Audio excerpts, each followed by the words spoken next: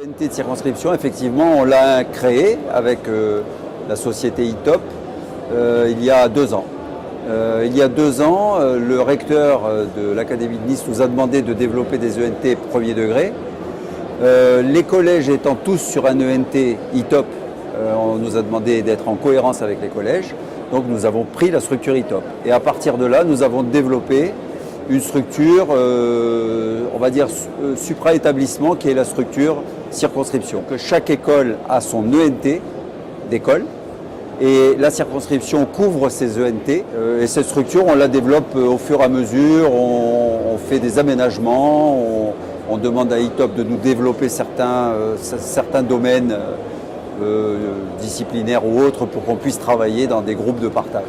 Développer des ENT d'établissement ou d'école, c'est bien, mais ce n'est pas suffisant. Le territoire de gestion de l'éducation nationale pour le premier degré, c'est la circonscription. Le pilotage à la fois administratif et pédagogique de la circonscription ne pouvait passer que par une structure elle-même cohérente du point de vue de l'ENT. Parce qu'on voyait fleurir des ENT d'écoles divers et variés, mais un inspecteur qui a géré sa circonscription ne pouvait pas administrer à la fois administrativement, c'est le cas de le dire, et pédagogiquement sa circonscription. On a développé cette ENT de circonscription pour cette raison-là. Je dis souvent que pour moi, un ENT ne peut pas être un simple ENT de classe et que la collaboration entre enseignants est aujourd'hui absolument nécessaire.